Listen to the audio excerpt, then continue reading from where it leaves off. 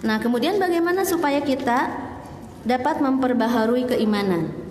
Yang pertama adalah berdoa kepada Allah agar Ia memperbaharui iman kita. Jadi kita ini jangan merasa saya mah udah ahli surga banget kayaknya ini ya. Udah yakin deh masuk surga, jadi nggak butuh hidayah Allah lagi, enggak. Kita tidak pernah tahu akhir hidup kita. Ada seorang orang yang soleh ya, ini zamannya Abdul Aziz kalau tidak salah. Ini anak muda yang pinter, ini apa ya, sudah ulama gitu ya, calon ulama, hafal Quran, hafal hadis. Suatu hari dia pingin refreshing, pingin jalan-jalan. Kemudian pergilah dia ke kota. Di kota dia ketemu dengan seorang wanita yang cantik sekali. Berhubung bertahun-tahun dia dikurung di pesantren, yang lihat aki-aki lagi gitu ya. Paling temannya laki-laki, pas lihat perempuan, mungkin yang biasa aja dia akan bengong. Ini mah cantik sekali. Terbelalak bu dia. Sampai dia akhirnya ngajak kenalan perempuan itu dan mengatakan ingin meminangnya. Kata perempuan itu, maaf, kita tidak sama. Dia Kristen, non Muslim. Terus kata laki-laki itu gimana? Gak apa-apa. Ibu, coba. Dia orang yang beriman. Kemudian, kalau kamu ingin meminangku, kamu harus ikut keyakinanku. Agak bengong. Tapi dilihat lagi, ini perempuan cantik banget, gampang. Nanti kalau udah nikah, suruh masuk lagi agama Islam gitu. Mungkin niatnya begitu. Gak apa-apa. Karena bapak saya pendeta, gak apa-apa. Akhirnya mereka pun bertunangan. Sampai di hari pernikahan, kalau di orang barat itu kan gerejanya tinggi-tinggi ya bu ya.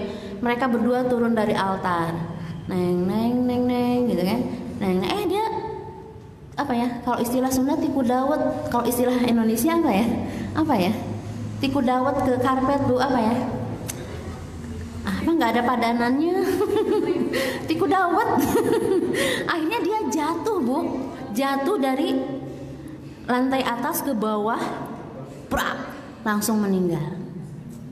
Udah murtad, belum bisa menjamah perempuannya, ya menikmati kecantikannya itu belum, tapi murtad iya. Nauzubillahimin dzalik. Itu kematian su'ul khotimah. Dia mati dalam keadaan yang buruk, dalam kondisi murtad. Ya Allah. Nah, berarti kita, apalagi kita, nggak ada jaminan.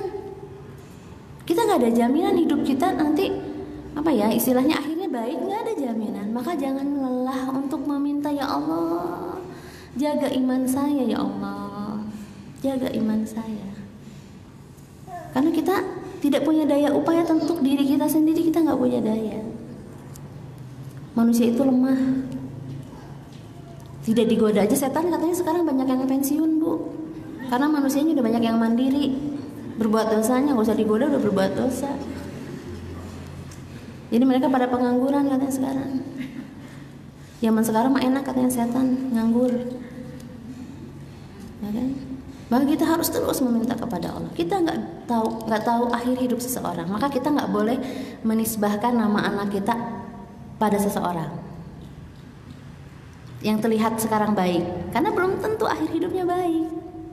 Maka kalau mau ngambil nama anak, itu dari orang yang sudah meninggal, yang memang kelihatan meninggalnya itu husnul khotimah, gitu ya bu ya. Dulu kan pahlawan Timur Tengah tuh Saddam Hussein tahun 90. Ada yang 90 sudah lahir? Jangan-jangan saya paling tua di sini. Saya udah SMA 90. Ada ibu yang SMA 90? Ada yang sudah nikah mungkin ya bu? Anak di tahun 90, anak siapa? Kamelia Malik, namanya Saddam Hussein. Pokoknya di Indonesia yang lahir hari itu namanya Saddam Hussein semuanya bu. Akhir hidupnya gimana Saddam Hussein? Sebagai narapidana, sebagai pahlawan enggak? Fotonya jadi injek-injek di negaranya ya. Kalau dulu kan diagung-agungkan sebagai pahlawan, nggak ada bandingannya. Baru lihat kumis aja kita udah merinding bu. Dulu, iya. Tapi ternyata kita nggak tahu akhir hidup dia. Ya maka tidak boleh kita mengambil nama anak dari orang yang masih hidup, itu nggak boleh. karena nggak ada jaminan akhir hidupnya baik. Nanti anaknya malu. Oh, namanya Saddam Hussein kan Saddam Hussein begitu, malu kan gitu.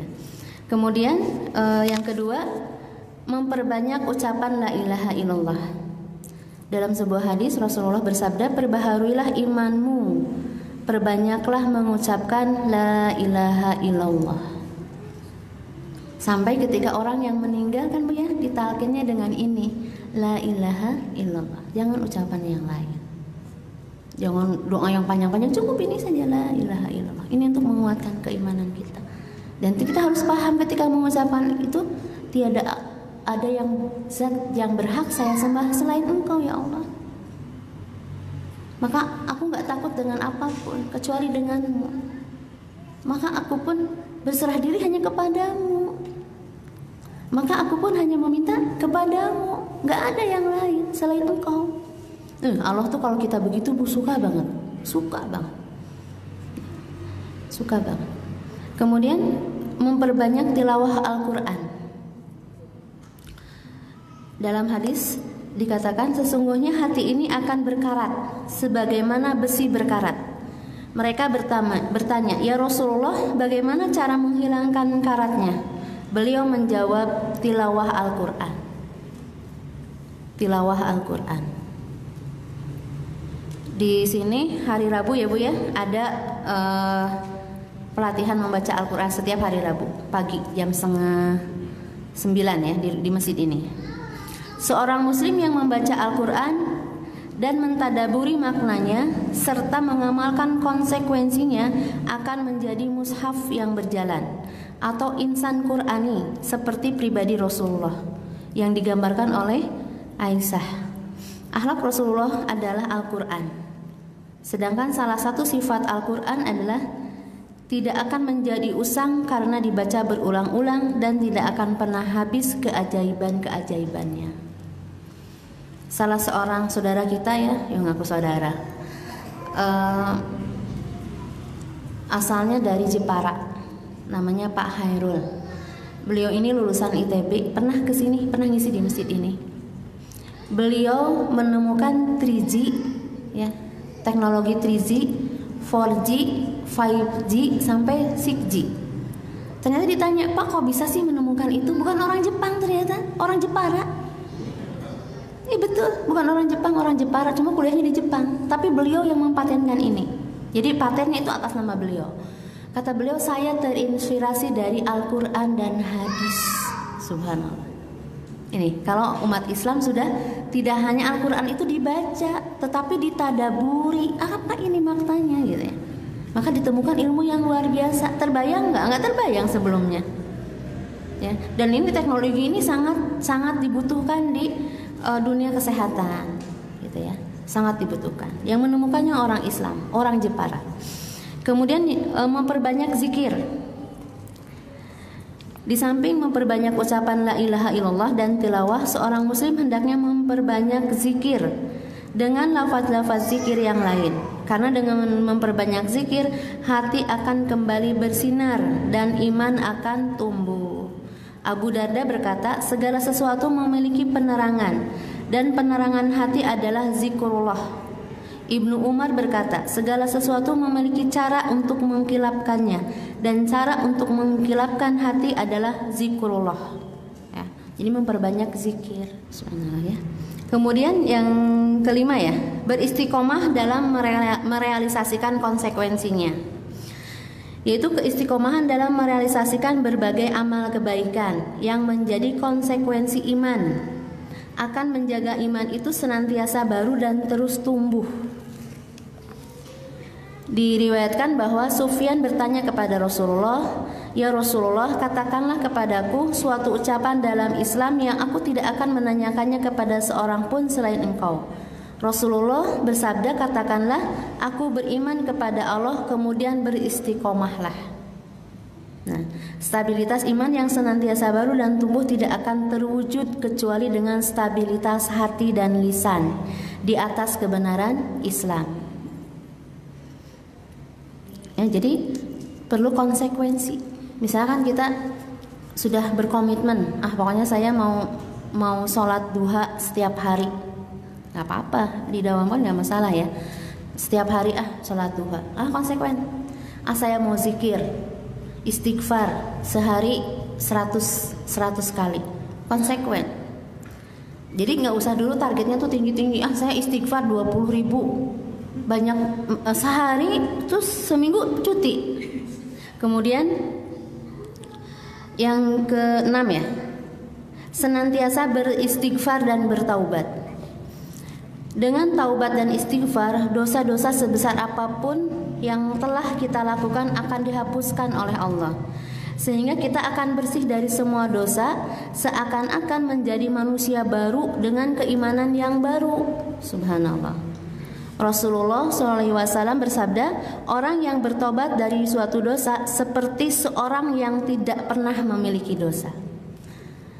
Ada perkataan ulama, lebih baik pendosa yang bertaubat daripada yang soleh tapi merasa sudah tidak perlu bertaubat. Berarti dia sombong dong. Padahal kita sebagai manusia punya potensi untuk salah. Maka lebih baik pendosa yang bertobat.